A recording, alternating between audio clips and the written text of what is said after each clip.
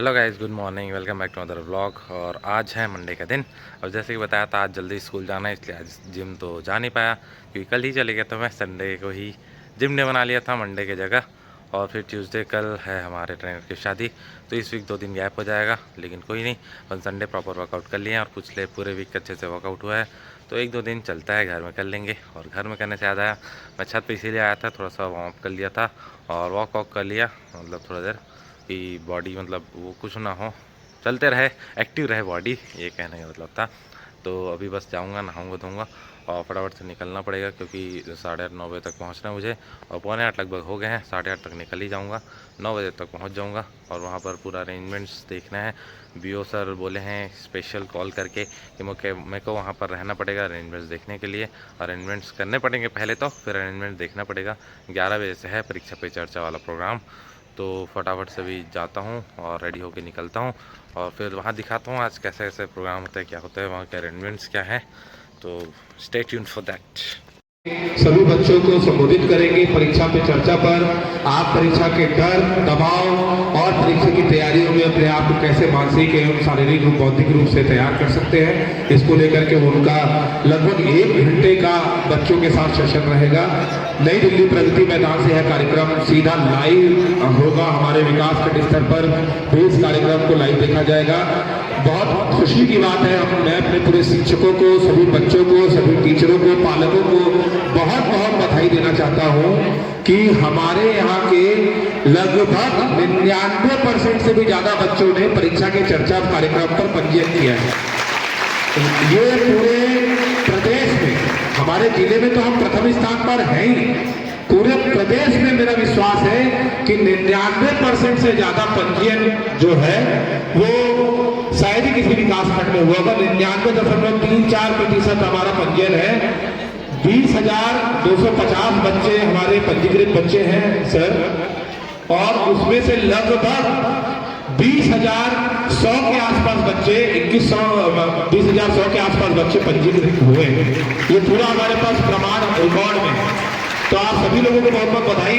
मैं अपनी बात को खत्म करना चाहता हूं क्योंकि आप प्रधानमंत्री जी को सुनने यहाँ पे आए हैं। तो अब मैं अपनी पूरी टेक्निकल टीम से अपील करूंगा कि आप कार्यक्रम को तत्काल लाइव करें, साउंड सिस्टम चालू करें और यह कार्यक्रम प्रारंभ कर दें।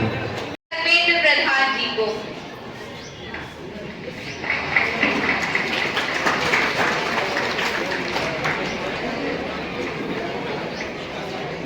नमस्कार मित्रों, इस भव्य समारोह में, इस शिक्षा पर्व में मैं आप सभी की ओर से, देश की शिक्षा परिवार की ओर से, देश की लोकप्रिय जननेता हम सभी के मार्गदर्शक माननीय प्रधानमंत्री श्री नरेंद्र मोदी जी का मैं हार्दिक स्वागत करता हूं। मित्रों, हम सभी के परम सौभाग्य है आज के इस कार्यक्रम में जिनकी बारे में वर्णन करते हुए हमारे एक नन्हे एंकर ने कहा राष्ट्र शिल्पी। सही बात है, हम एक उत्कृष्ट समय पर एकत्रित हुए हैं, एक सही समय पर एकत्रित हुए हैं जब माननीय प्रधानमंत्री जी ने हम सभी के सामने एक लक्ष्य रखा है, 2047 तक भारत को एक विकसित देश बनाना है, एक डेवलप नेशन बनाने हैं। आप ही के नेतृत्व में बनेगा, आप ही के कंधे पे बनेगा। पूरे विश्व में हम कैसे एक विश्व मित्र की तरह आगे बढ़ेंगे, उसके बारे में वो बच्चों को जरूर संदेश देना चाहेंगे। और तीसरी चीज जो सबसे जरूरी है आज की चर्चा के संदर्भ में, कि प्रधानमंत्री ये चाहते हैं कि बच्चों को good health, well being of, और इसीलिए तस्वीरें प्रधानमंत्री जी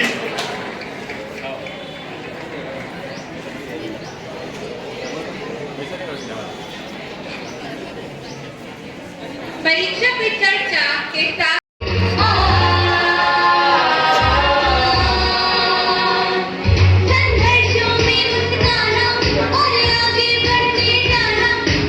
प्रधानमंत्री जी ने कठिनाई में राह बनाना।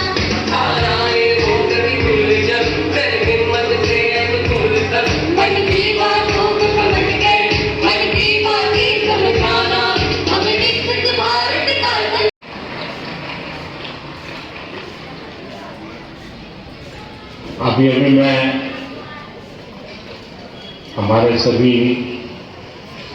विद्यार्थी साथियों ने कुछ न कुछ इनोवेशन किए हैं, अलग अलग प्रकार की नेशनल एजुकेशन पॉलिसी को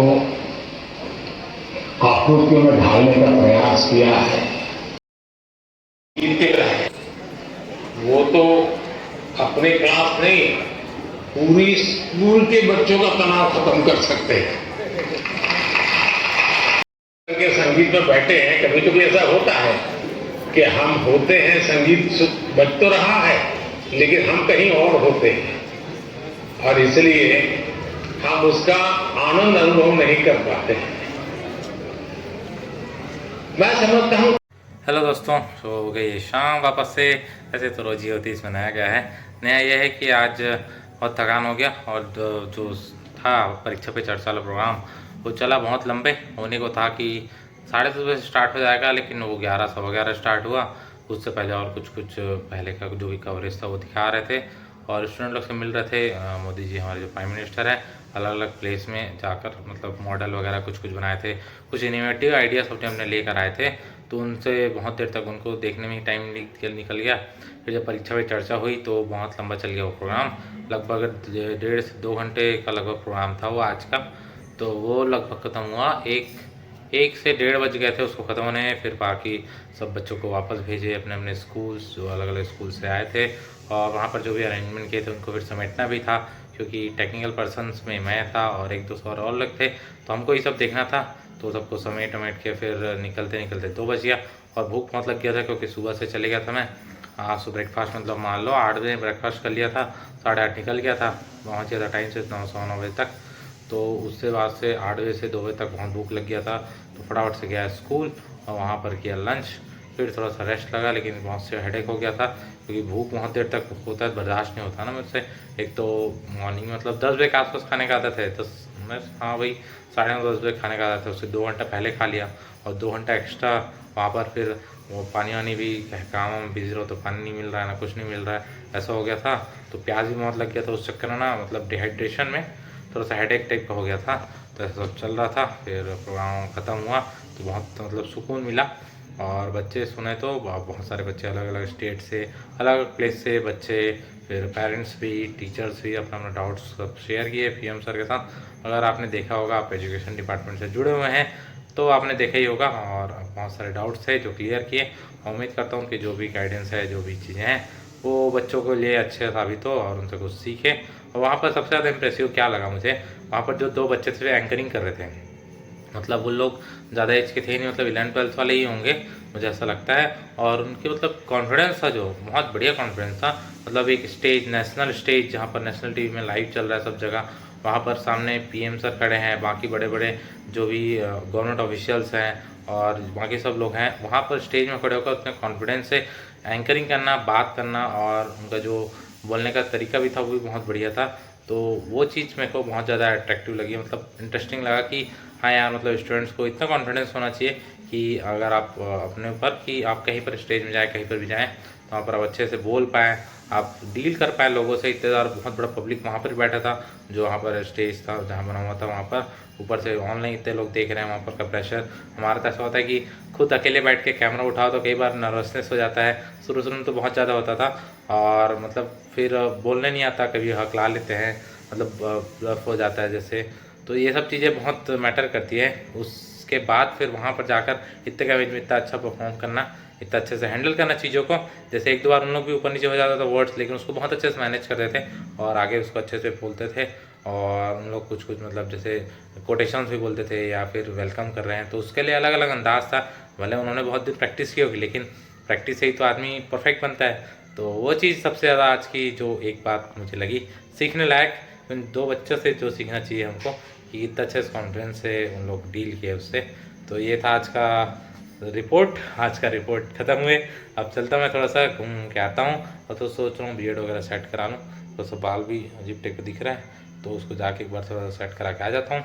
उसके बाद फिर अपना डिनर का टाइम हो जाएगा, तो फिर मिलते हैं आपसे। तो दोस्तों, आज मैं फिर से आ गया आपके सामने एक छोटी सी स्टोरी लेकर, और आज की स्टोरी है खुशी के बारे में। तो खुशी के बारे में थोड़ी बात करते हैं। हम लोग अक्सर ऐसा होता है ना कि हम लोग बहुत ढूंढते हैं कि हम लोग खुश रहें खुश रहें खुश रहें, लेकिन वो बहुत छोटी सी चीज़ में रहती है, या वो हमारे अंदर से आती है तब हम खुश रह पाते हैं। दूसरे जगह ढूंढने से कहीं खुशी नहीं मिलती है। लेकिन एक चीज़ में और खुशी मिल सकती है, दूसरों को आप जो खुश करेंगे ना, उसमें जो खुशी रहती है वो आपको कहीं नहीं मिल सकती। तो इसी पर बेस्ड एक स्टोरी है छोटी सी। तो एक बार की बात है, एक आश्रम रहता है, वहाँ पर एक गुरुजी रहते हैं, उनके बहुत सारे शिष्य रहते हैं जो वहाँ पर मतलब विद्या ग्रहण करने के लिए पहुँच जाया रहते हैं। तो उनमें से एक शिष्य गुरुजी से आता है और पूछता है कि गुरुजी खुशी कहाँ मिलेगी, खुशी कैसे मिलेगी। तो गुरुजी बोलते हैं ठीक है, इस प्रश्न का उत्तर मैं आपको कल दूंगा। कल जब सब एक साथ होंगे, सब शिष्य एक साथ होंगे, तो मैं आपको इस प्रश्न का उत्तर दूंगा। फिर वह शिष्य वहाँ से चले जाता है। फिर दूसरा दिन होता है, दूसरे दिन सब शिष्य इकट्ठा होते हैं गुरुजी के सामने। तो गुरुजी बोलते हैं आज हम लोग एक खेल खेलेंगे। आपकी दाईं ओर एक कक्ष है, वहाँ पर बहुत सारे पतंगे रखी हुई हैं। पतंगे मतलब जो काइट्स जो उड़ाते हैं हम लोग तो पतंगे रखी हुई है, आप वहाँ जाइए और सब हर पतंग में एक एक शिष्य का नाम लिखा हुआ है। तो अपने अपने नाम की जो पतंगे हैं उसको उठा कर आइए और यहाँ पर सब एक साथ उड़ाएंगे। तो सब एक साथ गए अंदर और फिर छीना झपटी में अपना नाम खोजने के चक्कर में कोई भी मतलब सही से पतंग ला नहीं पाया, ना कोई पतंग उड़ा पाया, और छीना झपटी में बहुत सारे पतंगे फट भी गई। तो फिर सब रिग्रेट होके वापस आए गुरुजी के सामने कि गुरुजी बोला अफरा तफरी मच गई थी और किसी को किसी की मिल नहीं पाई पतंग, अपना अपना खोजने में दूसरे का यहाँ फेंक रहे वहाँ फेंक रहे, उस चक्कर बहुत सारे पतंगे फट गई। तो गुरुजी बोलते हैं पता था मुझे ये होगा, तो जो भी गलतियाँ हुई तुम लोगों से सबको भूल जाओ और दाईं ओर एक और कमरा है वहाँ पर जाओ और वहाँ पर भी बहुत सारी पतंगे रखी हुई हैं। सब हर पतंग में एक एक शिष्य का नाम रखा हुआ है, लेकिन इस बार आपको जो आपके हाथ में आ रहा है उसको लाना है। किसी भी पतंग आप उठाकर ला सकते हैं और बस आपको पतंग उड़ाना है। तो वहाँ पर सारे शिष्य गए और एक एक पतंग जो जो जिसके हाथ में आया उठाए और लेके आए और सब पतंग उड़ाने लगे और सब पतंग उड़ाकर बहुत खुश हो गए। तो फिर जो शिष्य ने को प्रश्न पूछा था उसको बुलाया अपने पास गुरुजी ने और कहा अब समझ आया खुशी कहाँ मिलती है। तो शिष्य ने कहा नहीं गुरुजी, आप समझा देते तो ज़्यादा अच्छे से समझ आता। तो गुरुजी ने कहा अक्सर हम आसपास अपने जो खुशी है उसको ढूंढते हैं, हैप्पीनेस ढूंढते हैं, लेकिन हमारी जो एक्चुअल खुशी होती है ना वो दूसरों में होती है। दूसरे मतलब हमारे आसपास जो है, हमारे रिलेटिव्स हैं, हमारे दोस्त यार हैं, तो उनमें जब खुशी देखते हैं ना आप, और वो अगर खुशी के कारण आप हो, तो वो जो खुशी आपके अंदर आएगी वो अलग लेवल की होती है, नेक्स्ट लेवल की होती है। तो यही थी दोस्तों आज की स्टोरी। और अगर आप खुश रहना चाहते हैं लाइफ में तो अपने आसपास के सब लोगों को खुश रखो, आपस में मिलकर रहो, अच्छे से रहो, अच्छे से व्यवहार रखो, तो आपकी लाइफ भी यकीनन बहुत खुशनुमा हो जाएगी। और अच्छा माहौल में रहेंगे तो आप अच्छा अपने आप आपकी ज़िंदगी भी अच्छी हो जाएगी, सुधर जाएगी। और एक ही तो ज़िंदगी है यार, एक ज़िंदगी में खुश नहीं रह पाए तो क्या करें, हमेशा सैड रहे, हमेशा टेंशन रहे तो क्या मतलब है ज़िंदगी, है ना। इसलिए अच्छे से खुश रहिए और अपने काम करते जाइए, कर्म करते जाओ, फल की चिंता मत करो, यही बोलते हैं ना। तो कर्म करते जाओ, अच्छे कर्म करो तो यकीनन आपको कभी ये डर नहीं रहेगा कि मेरे साथ कुछ बुरा हो जाएगा, और आप हमेशा खुश रहेंगे। तो ये थी दोस्तों आज की सीख और आज की स्टोरी। उम्मीद करता हूँ आपको पसंद आई होगी। अगर पसंद आई होगी तो लाइक करें, शेयर करें, और अगर हमारे चैनल पर नए हैं सब्सक्राइब जरूर करें। मिलते हैं कल के वीडियो में। Till then have a great day, bye bye.